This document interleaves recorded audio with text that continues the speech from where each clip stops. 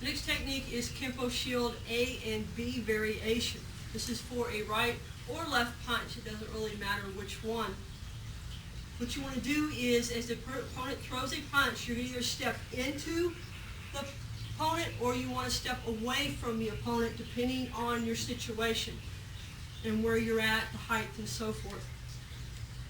First thing you do is you want to step into a fighting stance with a left upward block, right hand in chamber. From here, you throw a reverse punch, usually leaving this hand up as a check position, back to fighting stance. That's Kenpo Shield A. Again, you can also step back, upward block, reverse punch, leaving the hand in check, back to fighting stance. Key thing is make sure your hand is in a chambered position and that you torque into a hard bow with your leg locked out so that you can get the power into your punch. So you have A, by stepping back or forward. The B variation, you're in close. When you step back or forward, you don't have the room for the reverse punch. You've misjudged your distance. So you're going to throw an inverted punch, which is basically half of a reverse punch. The elbow comes just before the rib, leaves the rib cage, and you use a soft bow to generate upward power. So as you step back and block, you drive up and into the ribs or the solar plexus. Again, I'll show it stepping forward, upwards block, inverted punch. I'll now show them with an opponent.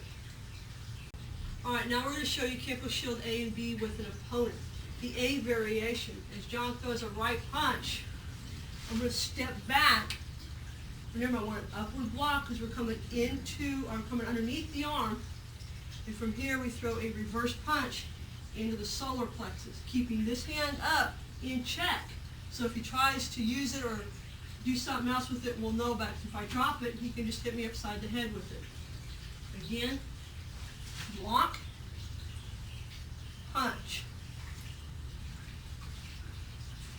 And the B variation is the same thing. He throws a right punch, I step underneath and throw an inverted punch. Now there's several ways you can do this one.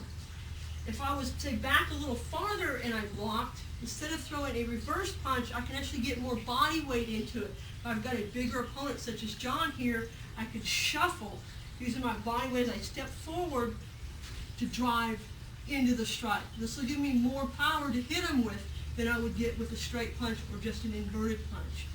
So depending on your circumstances, you can do it several ways. When they throw the punch, block. You feel you've got enough strength, just throw an inverted punch. If you don't, or you're farther away than you planned on, just shuffle in and drive that punch. But the main thing is when you use the inverted punch, is to drive those hips. And there again, I said it doesn't matter whether you step forward or back. Just put your arm out. It just depends on distancing.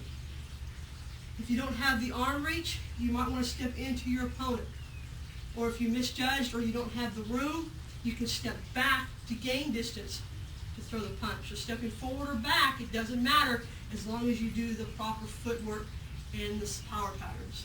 That's Kenpo Shield A and B.